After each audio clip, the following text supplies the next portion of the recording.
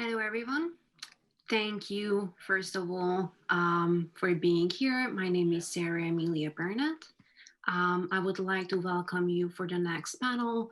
I am a sociologist, a brand strategist, and co-founder to a fashion think tank called Fashion Forward. I am very pleased to be able to welcome you all despite modifying the usual format and instead of meeting in Budapest, connecting from our homes. And that is probably a natural segue into our next panel, which is operations past COVID-19. 2020 has probably been one of the most challenging and most reformational years for fashion brands in modern history.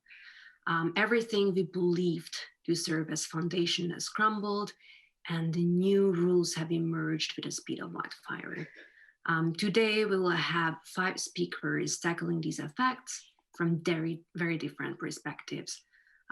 We have some of the most amazing practitioners worldwide, who, if I may point out, happen to be all female. And let's just say that's one good thing to come out from 2020. I will begin the keynotes with a general overview on some key areas that fashion has changed. Then we will have industry legend Ursula de Castro, who was an active sustainable fashion designer way before the category existed, and who later founded the largest ethical activism collective, Fashion Revolution, that today spans over 100 countries. Then we will have Alison Bringer, Chief Marketing Officer of Launch Metrics with the art of benchmarking. She's also the person responsible for the digitalization of New York Fashion Week. Then Rebecca Morter, founder and CEO of Lawn Design Club, will address the new world of digital commerce. And last but not least, Dr. Tomai Serdari, professor of marketing, director of fashion and luxury, MBA at NYU, a truly inspirational thinker and a generous educator. She will talk about the relationship between innovation, culture, and commerce. So a very warm welcome to each one and every one of you.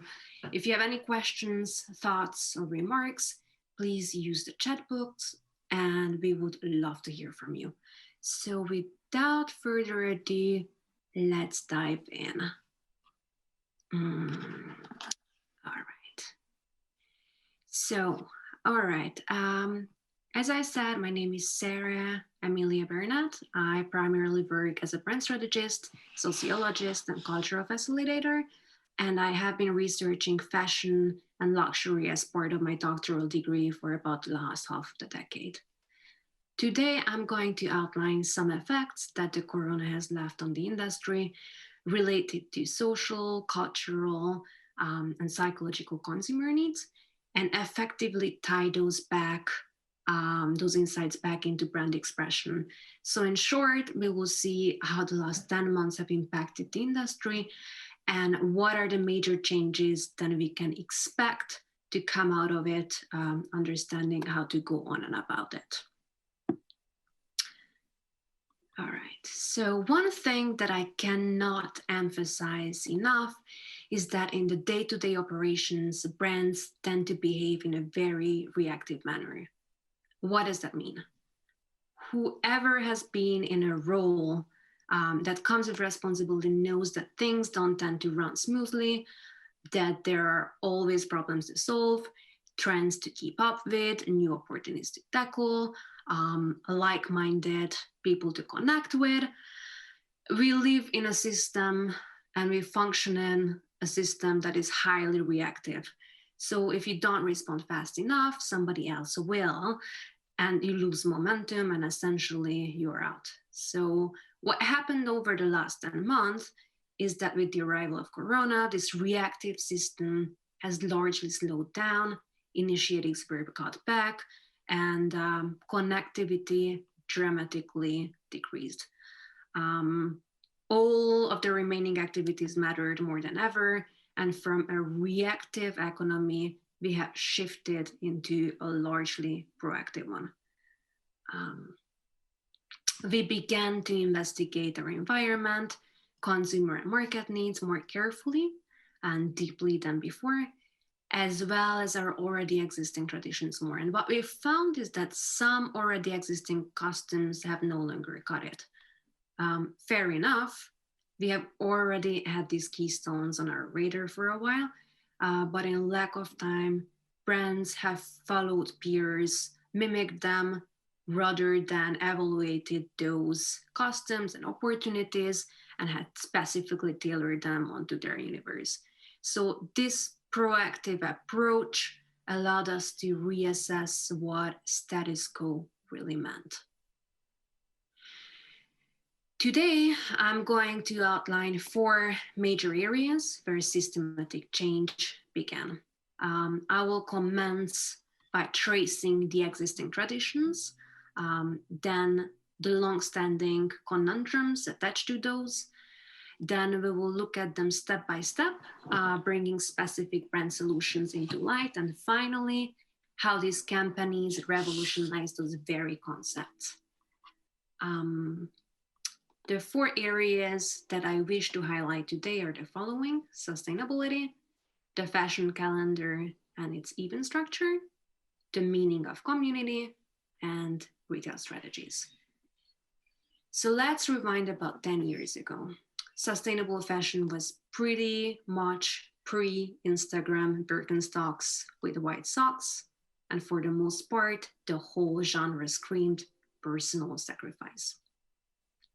Then 2008-9 financial crisis brought the internalization of luxury. You no longer wanted to parade your earthly belongings in a climate where people were losing their jobs, their houses, their cars. But as we know, luxury is an ever-present concept that never goes away, that never fades away. The only difference that it does, that it shapes and forms over time. So as a result, a direct result of that, Sustainability 2.0 was born. And among juice bars and SoulCycle, ethical fashion became sexy too. And so rather than squeeze all the ethical and environmental footprint of production into CSR initiatives and hide it somewhere where no one else can see it, brands centered their core messages around the idea of aspirational conservation. While it was a major step, this, with no data to back those claims, were only half of the solution. And effectively, what happened is that sustainability became the halfway house of fashion. Of course, it attracted more people to wanting to change the consumer culture in which we live. And while some argue that that is the ultimate goal of green and ethical fashion, it also left more space for greenwashing, directly undermining the ethical and sustainable efforts. So that was a very dangerous thing. That was a ticking time bomb that needed to change over time. The second point of our agenda is the fashion calendar and its event structure. Mid-season cruise collections were invented to keep up interest, which of course have led to overproduction, dead stock, aka an enormous amount of unsold goods, and ultimately to land waste. Price cuts take money from someone in the supply chain. It has to be moved from somewhere. And in practice, inevitably, what happens is that it's the harming of the weakest on the operational level. Understand that it is the workers, but even on the top of the chain, feast or famine novelty rose. Moreover, streaming became commonplace, which given access to many, preserving this accessibility, this new wave accessibility, but also the fashion shows kept in their shapes in the trade show, the original trade show, understand oftentimes very dull, which diminish this potential to use the occasion to branded surprises. And then comes the third area, which is the concept of community. The meaning of community has, from a marketer standpoint, been a synonym for groups of consumers that one can advertise at once, and consequently, the holy grail to obtain. So effectively, these consumers were not meant to be engaging with one another, but parallel to each other, ultimately failing to deliver on the meaningful possibility to connect and to be connected and to grow together. And so this was another area that could have been a ticking bomb waiting to blow up at the marketers.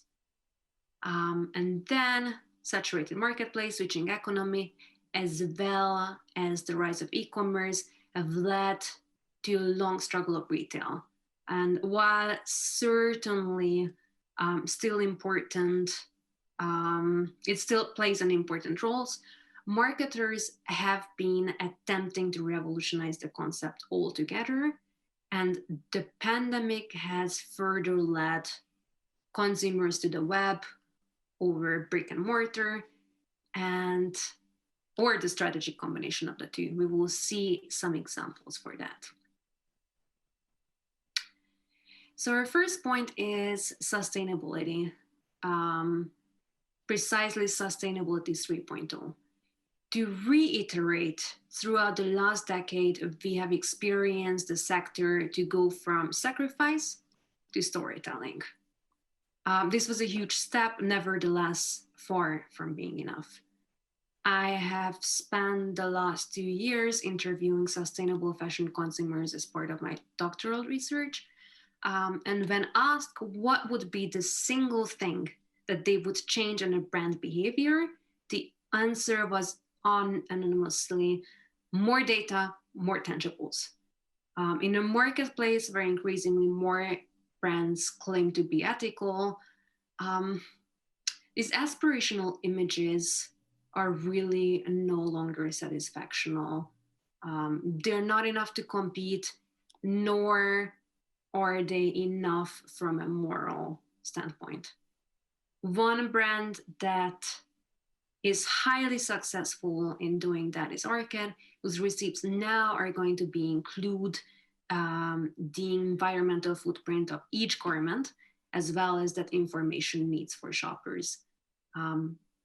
Because that's right, customers want information, but this information also needs to be understandable. So you really shouldn't have a PhD in order to shop for sundresses. Uniqlo taps into sustainability in a similar manner, which is dictated by the principle of guiding. And that is by collecting clothing, they're reassuring the customers that the waste that they're producing is not going to wasteland, but back into the circular economy, thus into the next collection. They realize that the need of wanting more, well, again, we live in a consumer world, is not going anywhere. But they also offer a fair solution.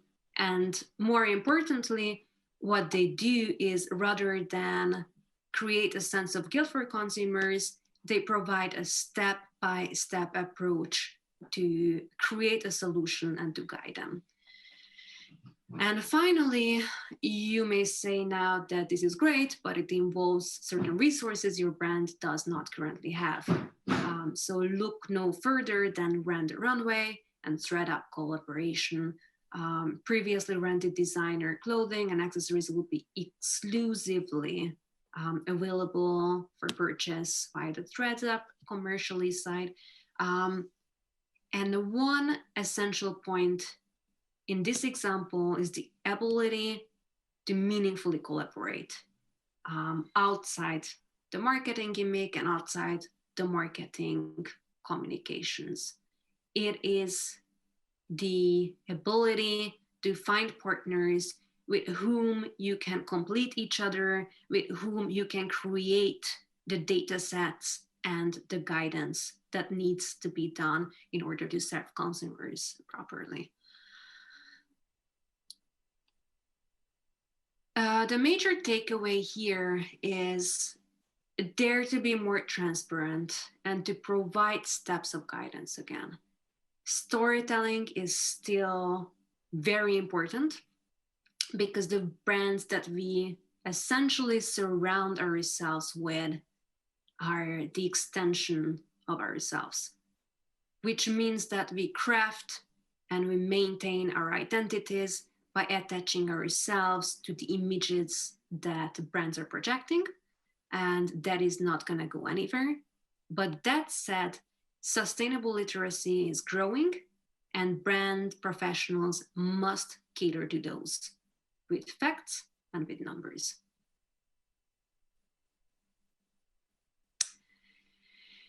It is no secret that fashion calendar and its event structure do not work in their pre-COVID state. Why is that? Two major reasons.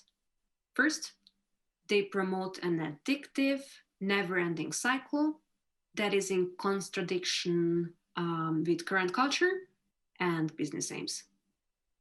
They foster more, faster production, boosting with mid-season sales to stack up with more novelties. Consequently, prices are falling to artificially create the momentum of shopping, further reinforcing the idea that you don't need to shop full price, because why would you if you can get anything much cheaper? Evidently, the missing money again needs to come out from somewhere, and that is the lowest ranks of the supply chain, the garment factory workers, contributing to the further marginalization of communities. This is paired with a creative burnout, because how can a designer under pressure successfully design sometimes up to 10 collections a year? Hence the growing hiatus throughout the last year with Alessandro Michel from Gucci, amongst other designers. They're completely abandoning the fashion calendar, and COVID just accelerated this process. And two, fashion weeks suffer a deep and devastating identity crisis. That is because originally fashion shows were meant to be industry events held for buyers and held for publications. And they went, they saw, they conquered, and 6 months later, they did the same cycle all over again. But then the influencers appeared. As it turns out, us commoners are also interested in the fashion events. And so there were a couple of questions arising from this paradigm shift.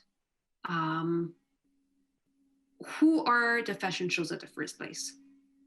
Is it a place of entertainment? Is it a place of trade? Is it exclusive? Is it inclusive?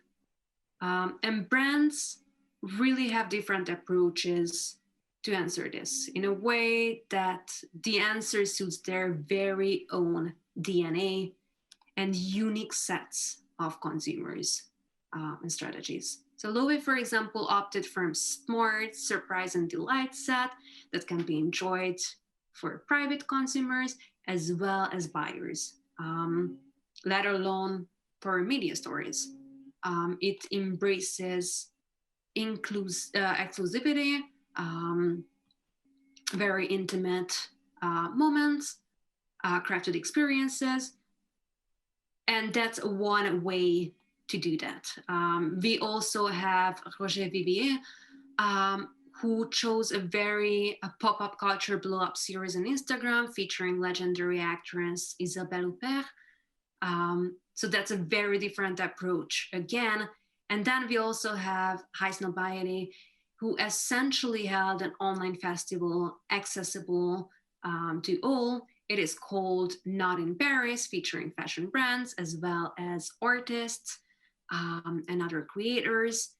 And as the name indicates, it is playful, it is rebellious, it is a distinction-based approach that is not only embraces the zeitgeist, but clearly takes lemons and makes lemonade out of it. So takeaway 2 is that digital catwalks cater both to B2B and B2C. No longer purely it is an industry event. So shows should really embrace the surprise and delight framework and really not providing an other catalog or ad because consumers have really enough of those.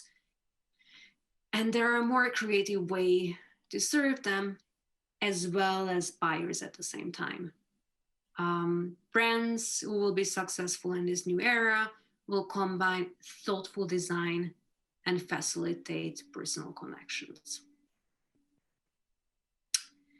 The meaning of community, for some reason with the emergence of Instagram and direct access to consumers, the bulk of brands started to refer to their pool of consumers as community. And while in English language, community refers to either group of people living together or group of people sharing significant values, experiences, exchanges. In this case, that was really never the case, actually. Herding potential consumers to see the same promotional material is widely one-sided. And as a result, slowly fading into obsolescence. So why? Because brands who are actually able to act as glue and facilitators in between and not above consumers are the ones with real value. So let's look at Burberry and the emoticons they bring to their consumers. By creating their own language, they are quietly able to facilitate the very interaction between people without actually saying it, without actually existing. They don't have to continuously reinvent themselves. They can create a quiet omnipresence through language. We can look at Wool and a Gang, another example. It's a knitwear campaign and collective guiding consumers into collective recreational activities on platforms that allow them to further connect. You're not sure how to go on about it, then just simply ask. This is about personal connection. You can ask questions. And Reformation at COVID, the beginning of COVID, did not assume that they know what customers really need. So they dared to be vulnerable, they dared to open up, and that very action have earned them the role of leadership. So it is not brands with branded communities that will bring consumers together. And rather than aiming for a sole purpose to bring consumers to the brand, successful community facilitation will empower consumers to engage with one another based on the shared values brands manifest. And retail. The big enigma of pretty much the last decade since that digitalization has really taken off. Is it alive or well? Is it dying? And the answer lies in a non-standardized approach. Compared to pre-digital, we have many status groups we serve with many, many brands.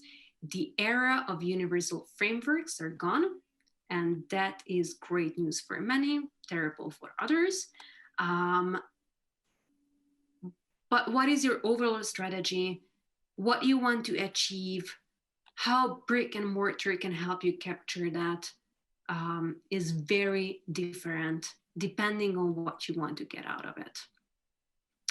So with a lack of time, let's just take a couple of examples. We have Suit supply, very straightforward COVID example, strives on personal encounters because they're made to measure garments. It is inevitable that their shop functions as fitting rooms. So masterfully, they have created with plexiglass nukes and cut out holes environments where consumers could feel comfortable.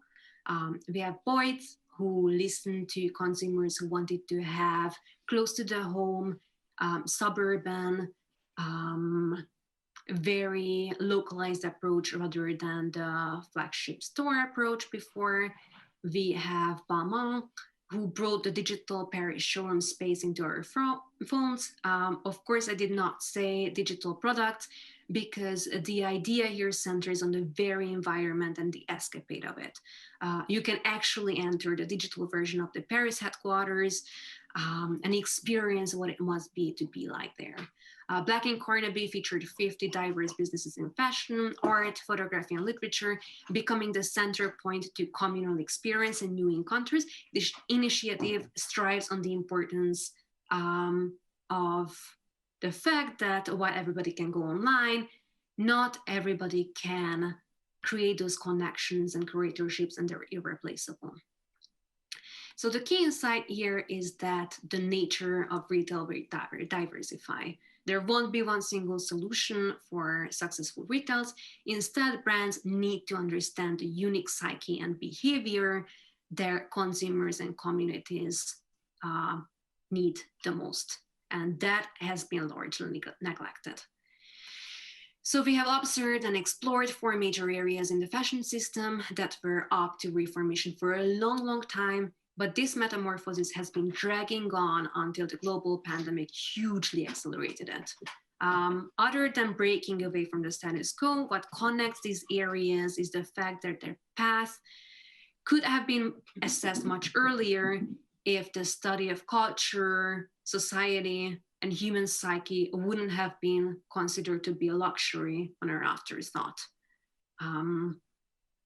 While COVID is devastating in many ways, it has also acted as an accelerator to put brands on the right track. And so how to proceed into the next era? First and foremost, we need to not only talk the talk, but walk the walk. We need to share data, substantiate storytelling with real data. We need to embrace consumers and not industry standards. We need to understand who they are, what they seek in order to serve them. We need to connect, help them connecting. And finally, there is no longer a rule to follow.